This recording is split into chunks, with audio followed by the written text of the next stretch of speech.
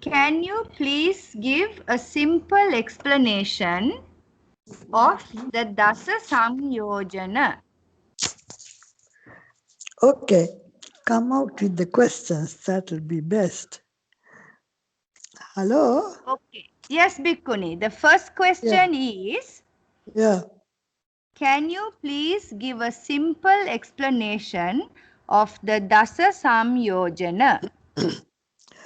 Dasa samyōjana. How to give a simple explanation? I'll try. Yeah? Sakaya ditti, vichikicca, silabhata paramasa, kamaraga patiga, ruparaga, aruparaga, mana, uttacha, avijja. These are the 10. Samyojana means they are fetters or bound.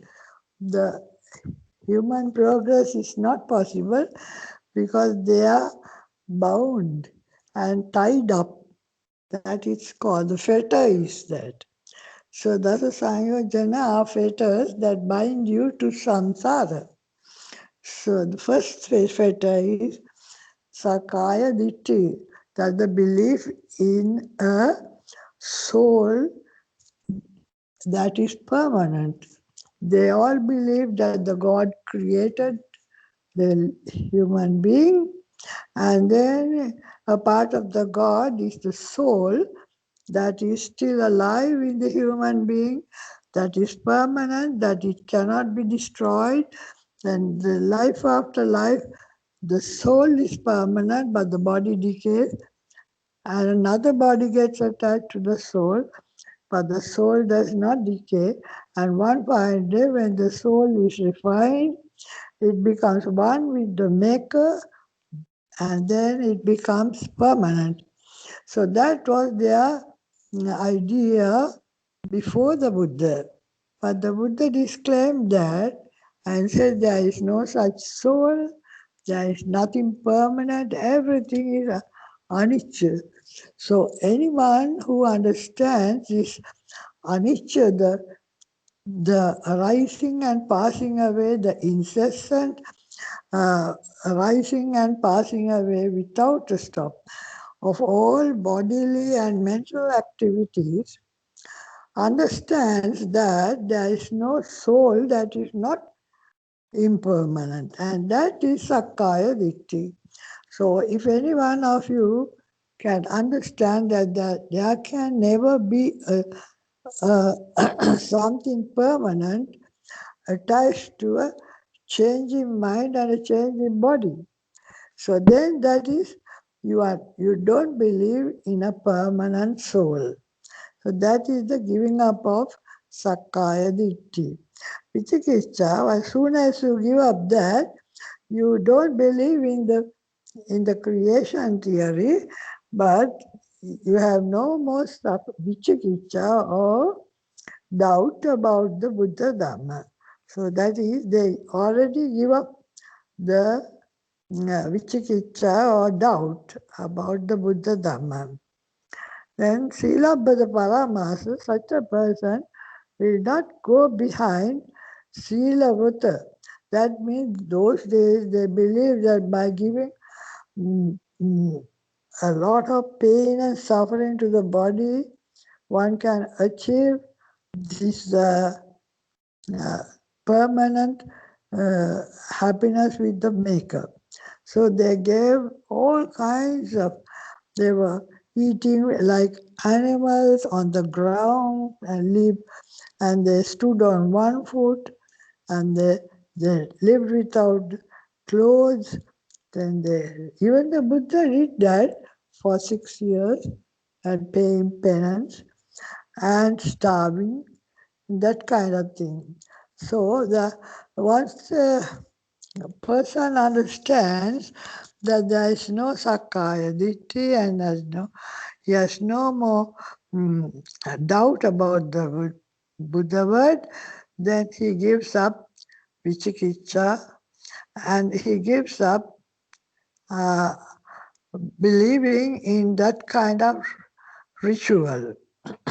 So that is silabhata paramasa, not believing in that kind of ritual.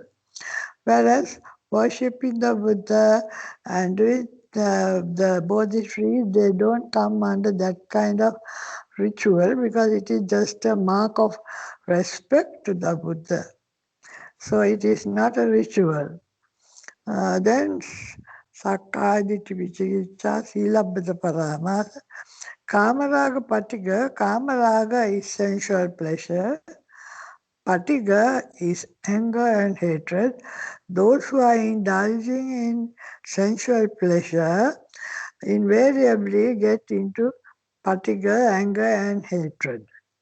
So, those who give up sensual pleasure gradually, little by little, their anger and revenge and fear and all those things also disappear. So that is Kamaraga Patiga. If they give it up in half, Sotapatti gives up the first three, Sakradagami reduces the strength of Kamaraga Patika, that is, he goes mildly less and less on Kamaraga, that is, attachment to sensual pleasure, and becoming anger, and gives up anger and hatred. The third stage, the Anagami, he gives up anger, sensual pleasure and anger totally. He never enjoys sensual pleasure. He never gets angry under any circumstance. So that is Anagami. Kama Raga Patiga, he gives up altogether. He gives up sensual pleasure and he gives up anger and hatred. So then there are five others. They are called Uddhambhagiya samyōjana. They are for not for worldly people, but for those who have powers, jhanic powers, and they crave for Rupa Raga, Arupa Raga, Mahana, Uttacha, Avidya. Rupa Raga is Brahma realm, where the body is there, and then they have exquisite happiness in those realms, and then they crave for that. That is called Rupa Raga. Then Arupa Raga, there are the Arupa realms where there is no body but only the mind. And they also crave for that kind of thing. So it's a craving, Rupa Raga, for the Rupa Brahmaloka, and Arupa Raga is for the Arupa Brahmaloka. So that's also a form of craving. I don't think we have much of that because we don't have that kind of jhanic powers to enjoy Rupa Raga and Arupa Raga. Then what we are left with is, once Kama Raga and Patiga are over, then the most difficult to get rid of is Mana, Uttacha, Avidya. That is, Mana is pride and conceit. That is destroyed only at the Arahant level. Mana is so strong, so we can be quite be very careful that we are always with mana until we become Arahant.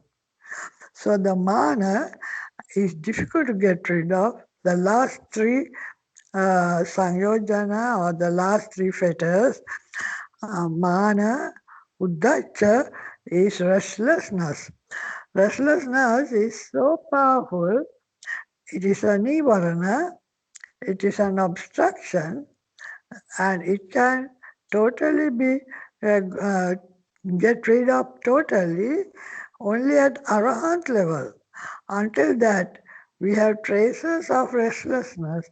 Even if you are Anagami, until you are Arahant, you still have restlessness, uddhacca, mana, uddhacca, and then avidya is the most difficult. Avidya comes with tanha.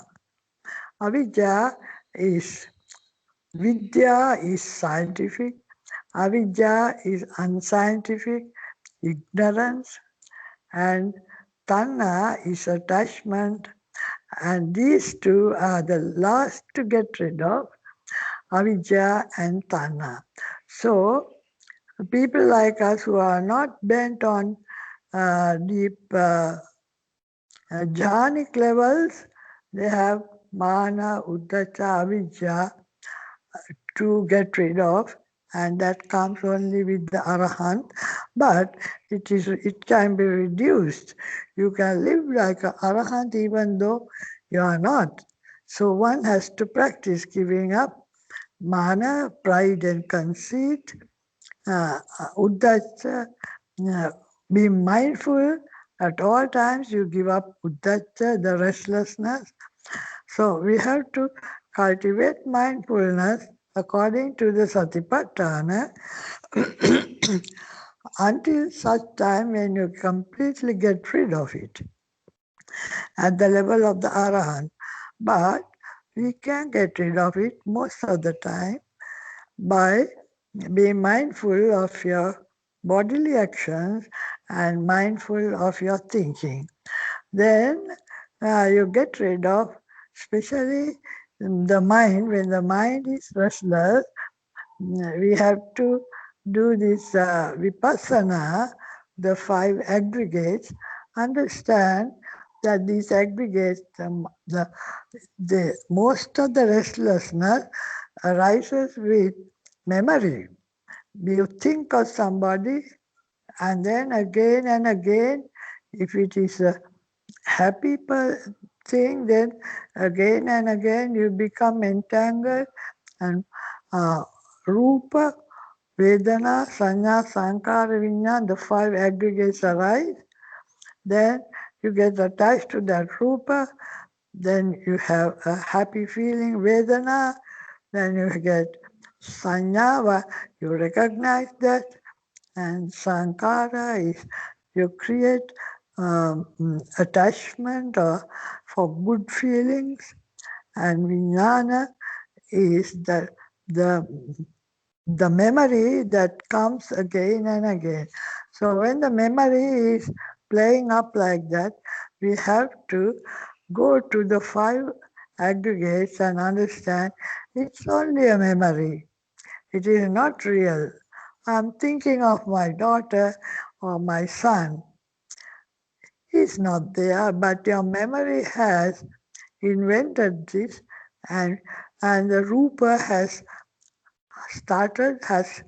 come into your memory. So you have to understand that it is anicca, dukkha, anatta. Rupang anicca, dukkha, anatta. Vedana anicca, dukkha, anatta. Sanya anicca, dukkha, anatta. Sankara anicca, dukkha, anatta. Viññāna anicca, dukkha, anatta. So that way we can temporarily get rid of mental states that arise from memory. That is the way you can get rid of the thinking and getting into proliferation of thought. So until you become arahant, you can use these five aggregates to get over restlessness of the mind. And you can tell yourself, it is only a thought, let go. Don't worry, it's not real. It is anicca, it is impermanent, it comes and goes. It is dukkha because you are just imagining something. It does not reference to the body, the person concerned. It is just a memory, give up. So, with wisdom, you can temporarily give up uddhacca or restlessness. And avijja, the only way you can give up is by seeing it again and again and understanding it is not me, I and mine, it is only a thought that comes and goes. It is only a feeling that comes and goes. It is only a perception and recognition that comes and goes. And it's only anger or attachment that comes and goes. They are all rising and passing away at tremendous speed, even faster than the speed of light. So once you understand the anicca of it all, then you give up tanha and avijja. So that way, we can still do it until we become arahant. So there is a possibility to live like an arahant until you become one. It is only such a person who will finally become arahant. Okay, I think the 10 samyōjana, I think we have covered. Okay, thank you. Sadhu, sadhu, sadhu. Thank you, Bhikkhuni. That was wonderful. Then I'll move on to the second question. Yeah. For Puthagjana lay people, what should be our top priority? Learning more of the Dhamma, meditation, or developing sila? Well, all three are important, but I think the sila or the practice is the most important. Even if you know the whole of the theory of Dhamma, if you don't practice, it has no significance to your life and character. So the only way you can change your life and character and become towards Sotapatti or becoming a saint is to change your habits and change your according to the sila, you live the sila, that is to say, under any circumstance, I will not kill or steal or sexually misconduct or tell lies and slander and harsh speech and frivolous talk. Under any circumstance, I will not take intoxicants that can destroy my sanity. That kind of determination to keep the sila would be very useful because it's a practical application in daily living that is most important rather than learning the theory of the Dhamma. And what was the other thing that they said? Learning and the theory and meditation. Meditation. Meditation is extremely good because it can give you wisdom. Then, for instance, what I explained just now, when you understand the anicca, dukkha, anatta of all the aggregates, you just let go without becoming a victim to your own mind by thinking and thinking of all the things and imagination that comes from memory. So, meditation is most important and sila is most important. So, even if you know very little of the Dhamma, it's okay if you keep up and with the practice and the sila and the meditation. Meditation is not just sitting in one place and doing anapanasati. It is really contemplation of the according to the satipatthana, the vipassana contemplation, where we see the nature of the body, kayanupassana, we see the nature of feelings, how they come and go. We see the nature of chittanupassana, the mind, we always see like seeing the aggregates that arise and pass away and confuse us. And Dhammanupassana is a combination of all these things with knowledge, like knowing the Eightfold Path, knowing the Bojjhanga and all those things. So these are contemplations and they are not mere sitting and watching your thought in the sense, doing jhanic ecstasies, getting jhanic ecstasies. Because once you are in jhana, you get fixed and the mind is not free to contemplate on the aspects of satipatthana. So, we all always understand this, that Buddha speaks of samma samadhi, and Buddha doesn't talk about samyōjana.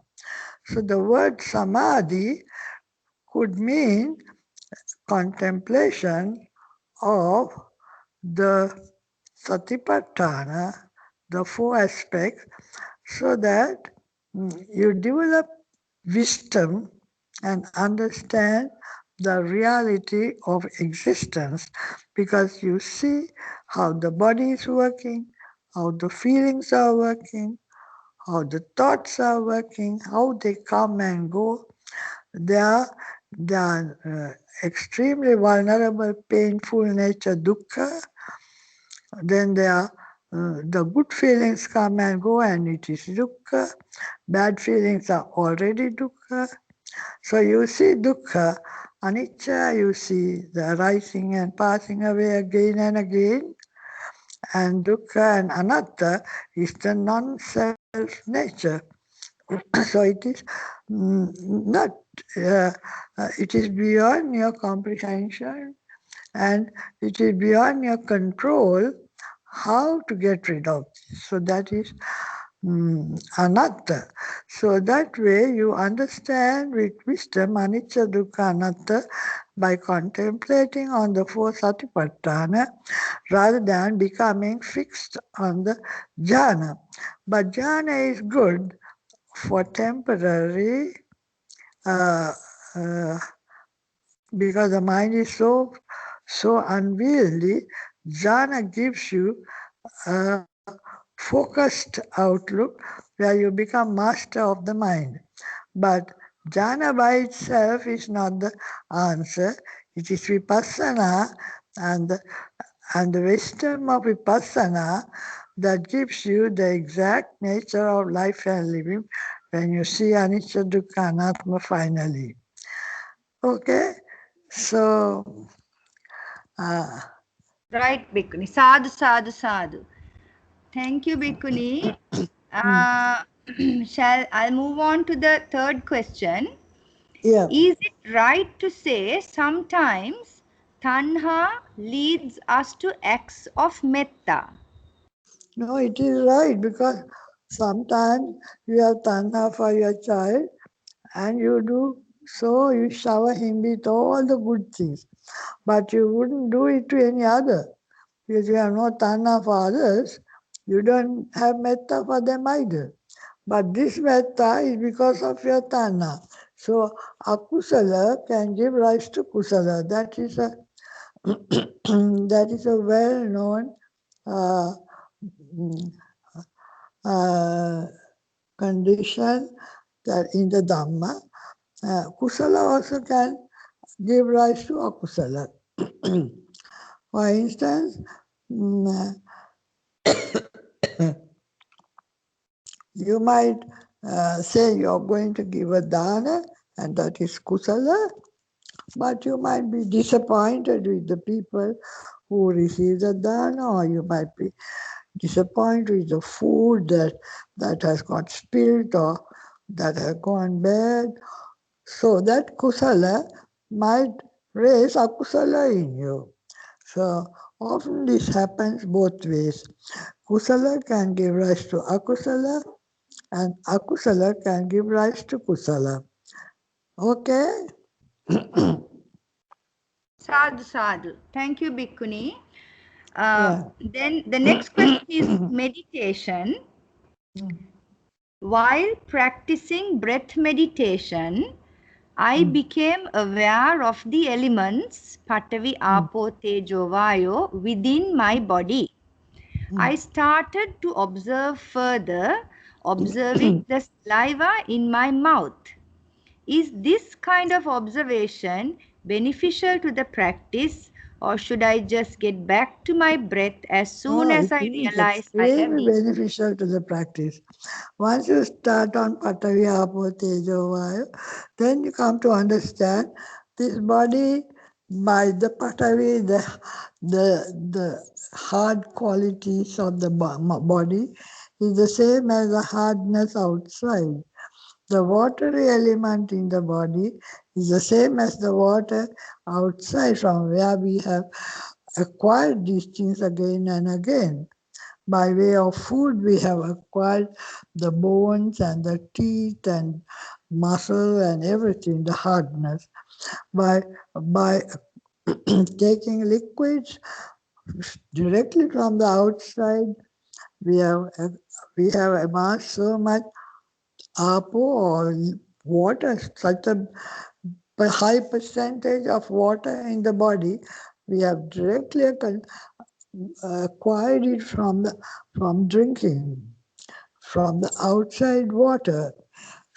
Then again, Tejo, the heat that we have is directly from the sun, either by direct heat or even by the breakdown of carbohydrates and producing heat in the body. So the carbohydrates are also manufactured by the plants with the heat with photosynthesis, so that we are directly having heat from the sun coming to our body. So the heat in sun and the body heat are the same. The water in the body and the water outside is the same. The hardness of the body and the hardness outside is the same. That's where food. Then uh, Patavi, Apo, Teja, Vayu. Then Vayu is the air we have directly by breathing in and breathing out. We are all the time, even in our sleep, we are taking in air from the outside.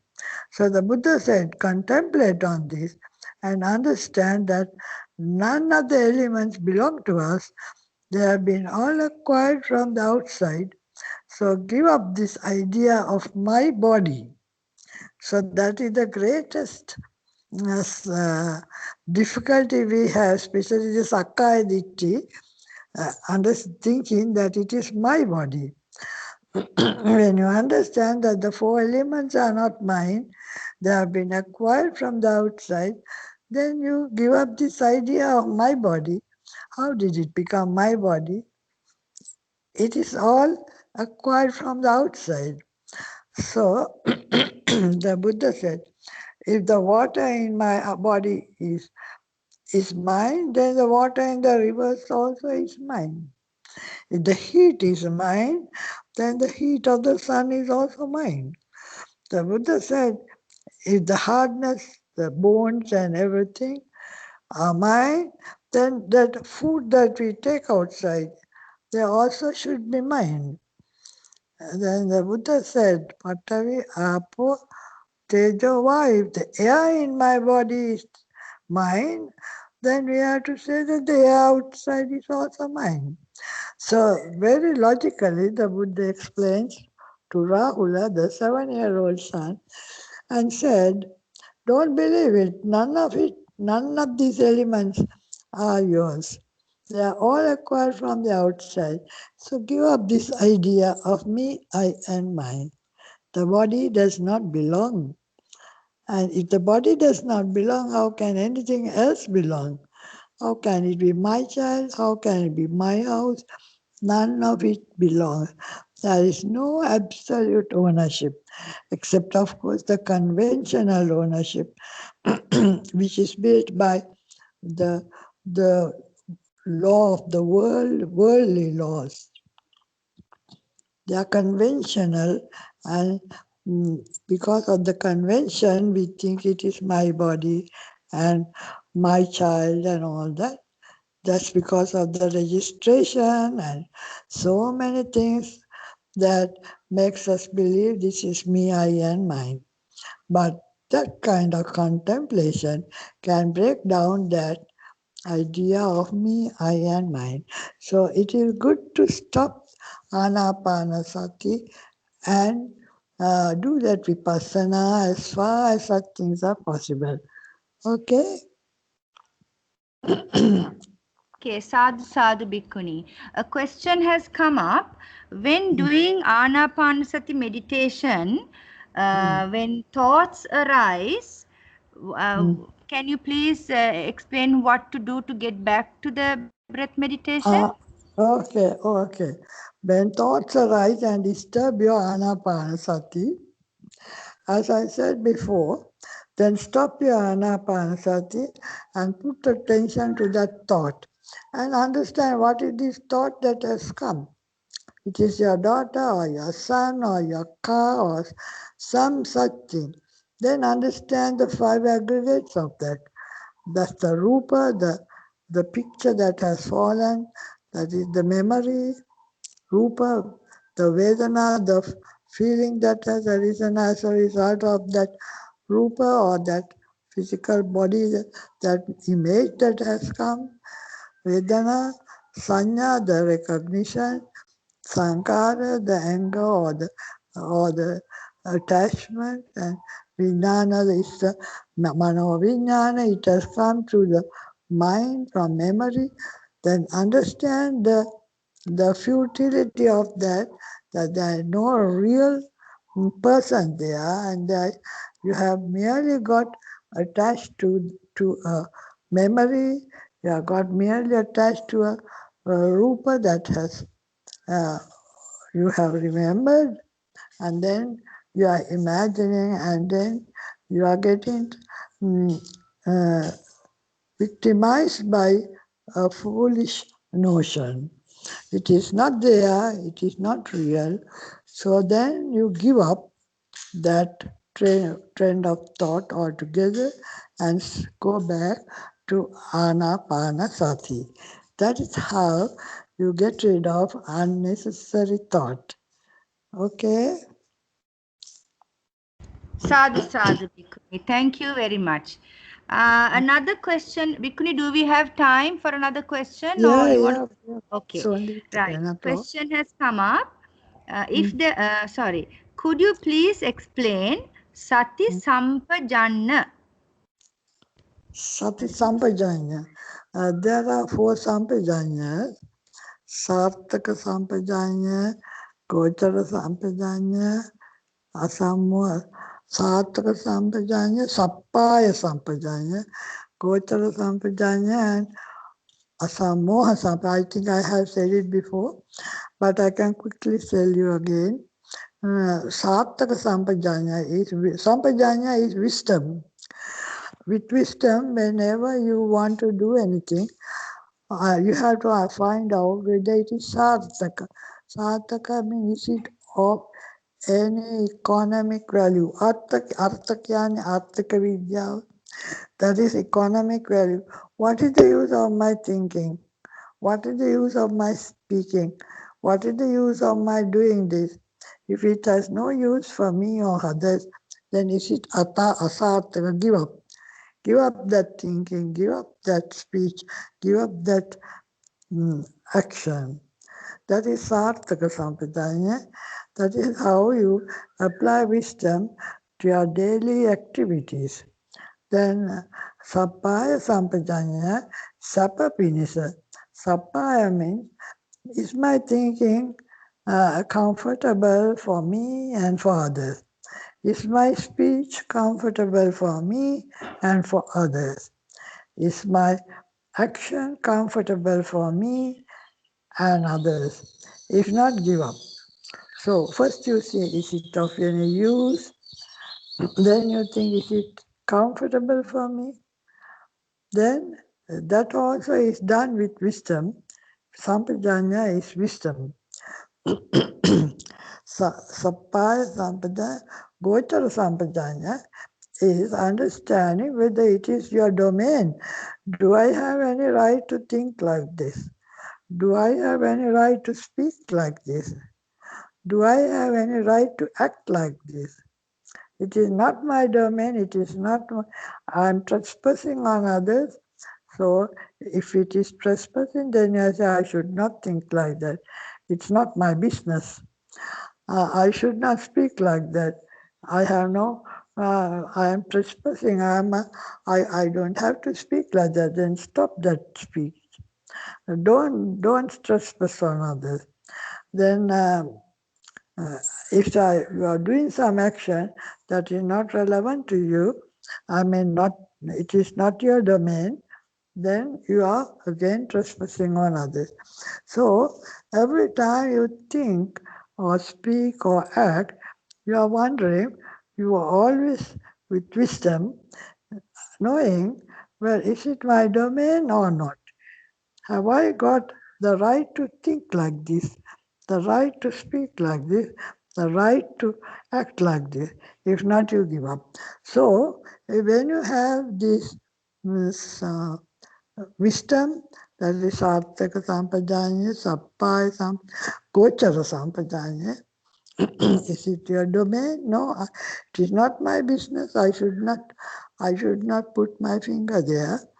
And like that, you give up. Then the last thing is asammoha sampajañña. Moha here means really me, I, and mine. So if you are thinking in terms of me, I, and mine, it is moha. Or if you are speaking in terms of me, I, and mine, then also it is moha. Or if you are doing things because I am the one, if I don't do it, nobody can do it. So there is pride, me, I, mine. So wherever pride and conceit and me is saying, you have to give up that kind of thinking. It is my arrogance, it is my pride, it is my selfishness, it is me, I, and mine, so give up. So that way, you are extremely circumspect and clever in handling any situation. Okay, those are the 4 sampajaññas.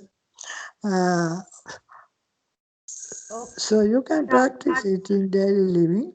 So you withdraw when it is not necessary. You just bow out of the scene and you speak only when it is necessary and you act only when it is necessary. So you don't overdo or underdo. You do exactly the right thing and just that and nothing more, nothing less. So there's metta in that. If you do more, it may mean tanha. If you do less, it may mean metta, because you do the right amount without expecting returns. In tanha, you do more because you expect returns. In metta, you do only what you can afford to do, and then you don't expect returns. Whether they appreciate it or not is not your wanting. Okay? Sadhu, sadhu, sadhu. Thank you, Bhikkhuni. Yeah. Bhikkhuni, can we do a little bit of metta meditation? We haven't done in the last few sessions. Yeah, it is so important because metta is easier to do than the jhana. Because to do jhana and to suppress defilement, you have to be in a world situation, in a lay life is difficult. But metta is very easy, and also it has a social dimension. You can be always kind and generous to people. Metta mano karme, vachi karme, kaya karme. It means your thinking is metta, your speech is metta, your actions are metta. So when you have metta, you don't overdo or underdo, neither do you expect returns. So we will practice metta. We have the short sentence from Karaniya Metta Sutra. Please repeat with me. Uddhang ado chatiriyancha asambadang averang asapatang sabbe satta bhavantu sukhitatta uddang adocati viyancha asambadang averang asapat sabbe satta bhavantu sukhitatta. So whenever you contemplate or mentally recall this gatha, then your mind becomes free from anger and hatred. Because Uddhang above, Adho is below, and Tiriyanta across the entire universe around. Asambhada, may all living beings be free from pain and suffering. Asambhada, sambhadyak naveva, abhadyak naveva. May all living beings be free from averang, from anger and hatred. May all living beings be free from enmity, enemies. Because people, enemies, they hurt you all the time, but if their friends support you. So we wish that the whole world will be free from pain and suffering. May they be free from anger and hatred. May they be free from enmity. May all living beings be well and happy. Sabbe satta bhavantu sukhitatta. So that meaning is what is important, and we have to repeat it with the meaning again and again, 100,000 times, until it becomes the habit of the mind. Then your mind is full of metta, and your speech and action will be metta. Loving kindness in speech and action. And also I have to remind that loving kindness meditation is for your own benefit. It doesn't have much effect on others. Because anyway, the meditation cannot be understood by others. They don't know our mind. But sometimes loving kindness in speech and action can be understood by others. So it has some benefit in terms of speech and action, but loving kindness meditation by itself is not known by others. So loving kindness meditation is so important, especially for lay life, and also it keeps down anger and hatred, and along with it, even pride and conceit. So you become humble and generous and kind and going out of the way to help whenever it is necessary, and you know how to bow out of the scene when it is not necessary, and you don't expect returns, and so many good things happen because of the metta. Metta is so important, but jhana is difficult, especially in the lay life. So I would prefer that you go metta. Buddha has said, mettaya bhikkhave ceto vimuktiya. It means metta is the ceto vimukti. Ceto means the mind. Vimukti means the freedom.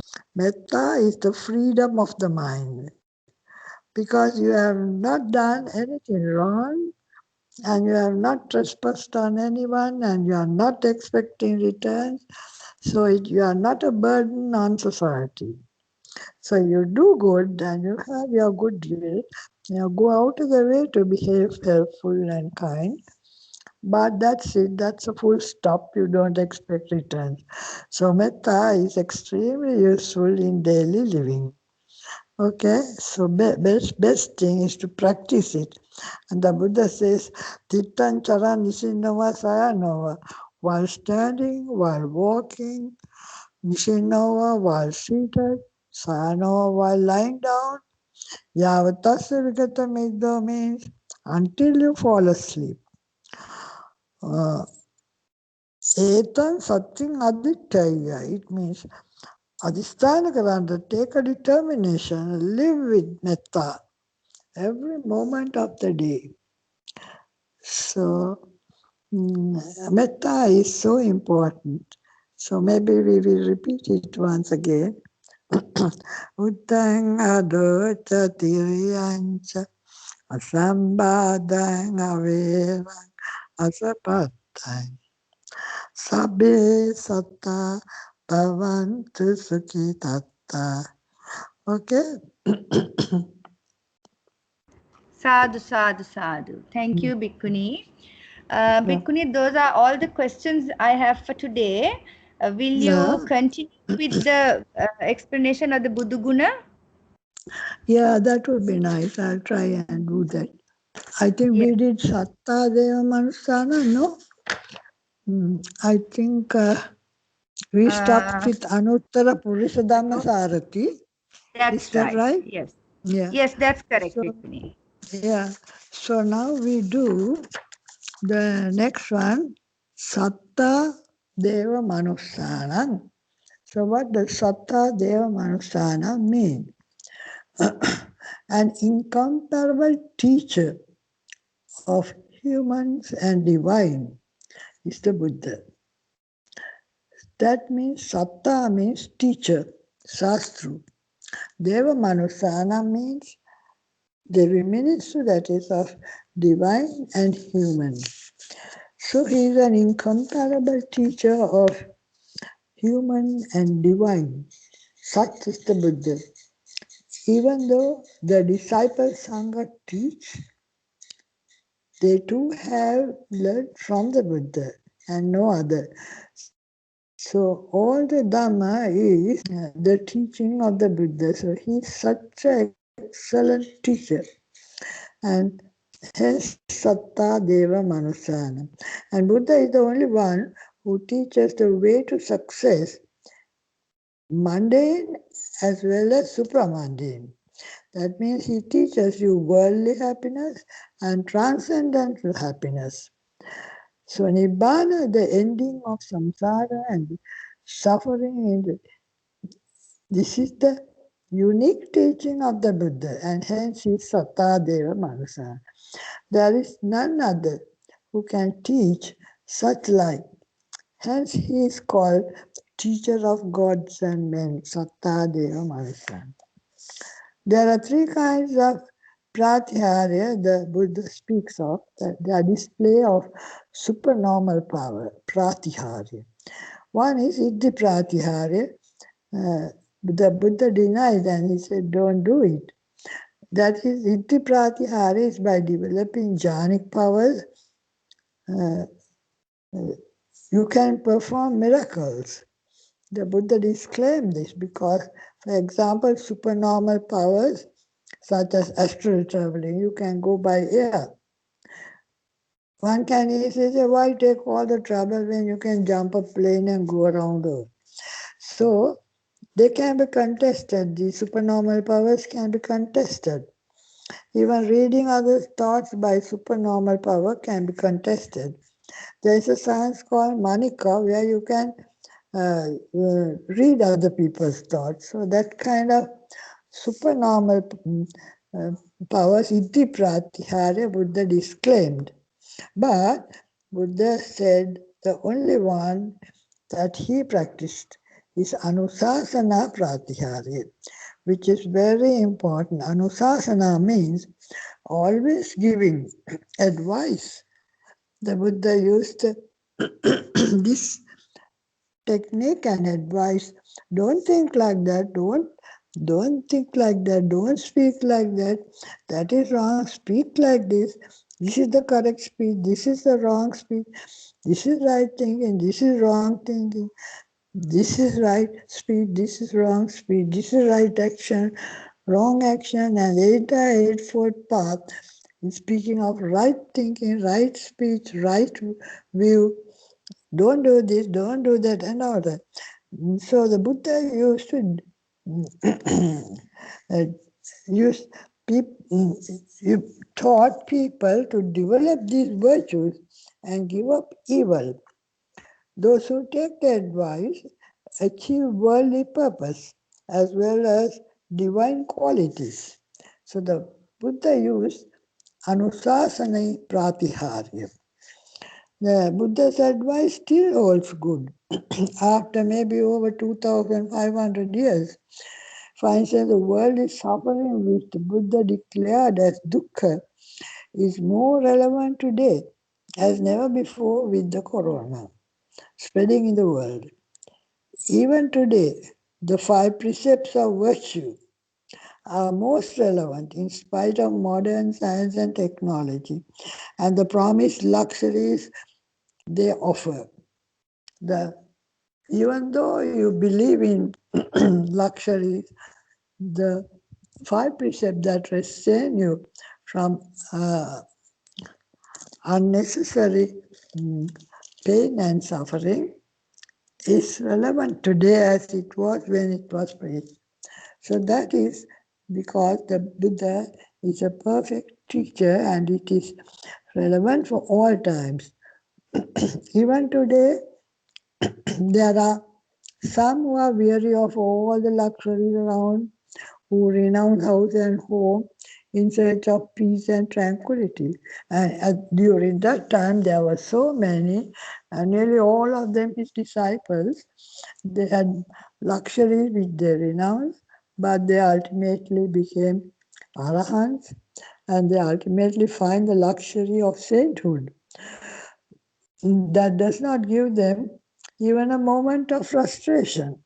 So, the Buddha speaks of the highest happiness,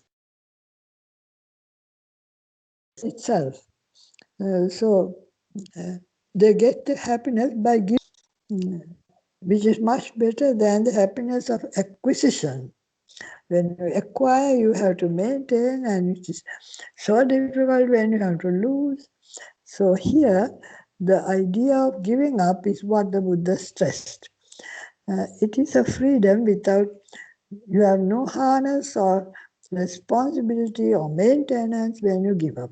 So, as far as such things are possible, it is good to give up rather than insist on me, I, and mine. So that is the Anusasana Pratiharya, that is the promoting non-greed, non-hate, and wisdom. And it has a moral and ethical value. Whereas the first one, Iddhi Pratiharya, has no moral and may not have any moral or ethical value. So the Buddha speaks only of this Anusasana Pratiharya. And there's another one called Adesana Pratiharya. That is when teachers of arts and science and mathematics, etc., they are skilled and they have Adesana Pratyahari because they can express themselves and teach others very well. They are good mathematicians, they are good arts and crafts and science teachers. But they do not have much moral or ethical significance. Such skill is useful for the worldly happiness, maybe communication and all that, but the Buddha disclaims such skill compared to the Anusasana Pratyahara, which is indispensable for the happiness of all. So, this worldly happiness, the worldly teachers, they don't address the pain and suffering of living beings. Whereas Anusasana Pratyahara always addressed the pain and suffering of living beings.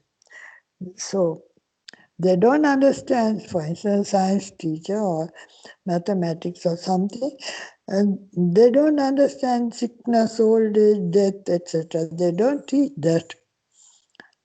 They don't teach about mental trauma because it is not relevant to their field. So, the society today is therefore in such a dilemma because this Adesana Pratiharya or teaching boldly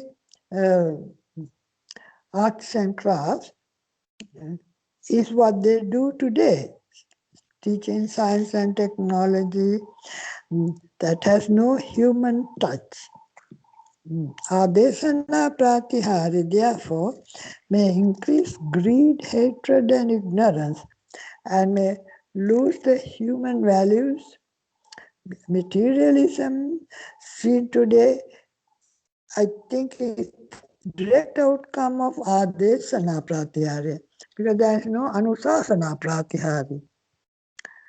Thus, the Buddha is the incomparable teacher of gods and men, Satta Deva Manusana, who speaks only Anusasana Pratihari, which is unique to the Buddha, which gives one peace and tranquility, even when living conditions are poor.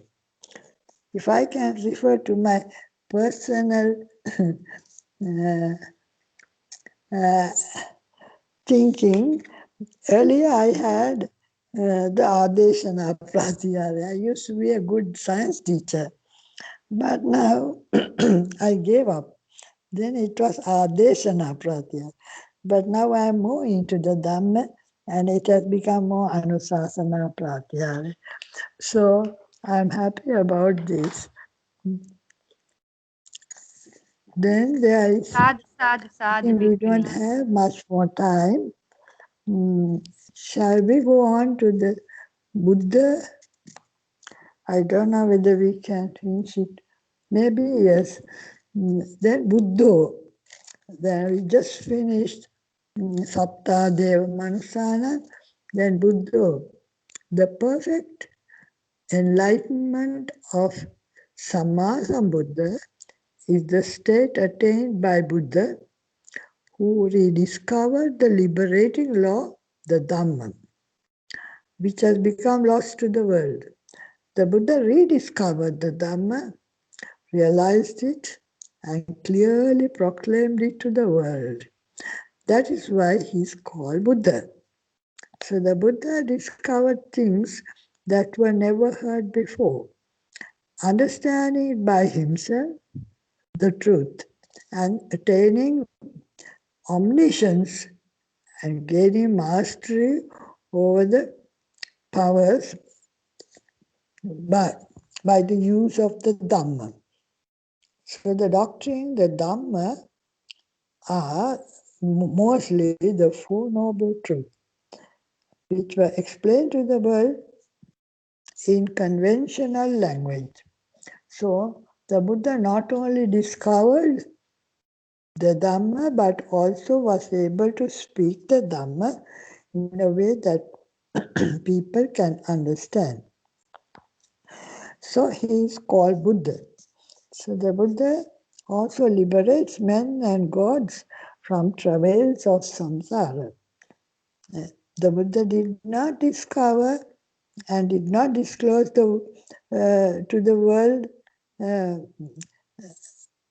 No, Buddha, having discovered, did not disclose to the world like the Pacceka Buddha. Pacceka Buddha understands the entire. He is also Samma Sambuddha, but unable to speak his experience and give it to the world. So he is a Pacceka Buddha.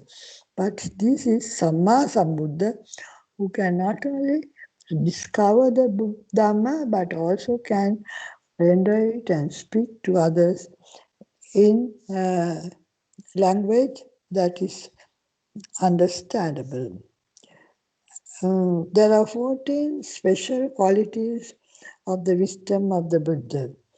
They are the noble truth of suffering, dukkhe jnanam, the noble truth of cause of suffering, samudaya jnanam, the noble truth of extinction of suffering, nirodha jnanam, and the noble truth of the path that leads to extinction of suffering, dukkha nirodha gamini patipada jnanam. So this eightfold path. Then there are 4 analytical knowledges, Atta Patisambhida, Dhamma Patisambhida, Nirutti Patisambhida, and Patibhana Patisambhida. Atta Patisambhida means the Buddha is sure of the true meaning of the word he uses. Arthya. Dhamma is his first-hand knowledge. Dhamma is the law, the doctrine, the norm which the Buddha has understood. So he has this analytical knowledge of how not only to understand but to put it across to others. The Nirutti Patisambhida, that is he not only knows the word, the meaning, but he also knows the derivatives of that word, Nirutti. So, Patibhana Patisambhada is he had ready wit. He could invent, and he was quick to respond, and he was so clever in his deshana or his speech. So the Buddha had very, very special attributes, such as the Four Noble Truths, the Four Analytical Knowledges, and the supranormal. He had much Indriya Paryat, that is knowing others, development. That is to say, now if he sees someone, he knows how much anger and hatred he has, how much fear and trepidation. So he knows the extent of his defilements. So Indriya Paropadyat, Asayanuse, he knows how much that person has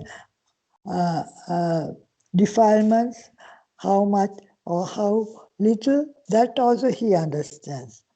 Yamaka Pratyaya is his ability to show two kinds of supernormal powers simultaneously. Then Mahakaruna Samapatti is the compassion towards all living beings. And then Anavarana is the Buddha has unobstructed view and vision. So these are some of the attributes. There are many others. I had to get it very short because of the time. Okay, now I think we have come to the end of the session. And I thank you, and I'm so grateful for all of you for listening in, and also I hope you will be able to give this knowledge to the world, because I am at 91 years in. So thank you very much. We will share merit with the divine beings. Akasakta Bhummata Deva Naga Maitika Punyantang Anumoditva Chirang Rakantu Lokasasanam. Thank you very much, Sohani and Ishan.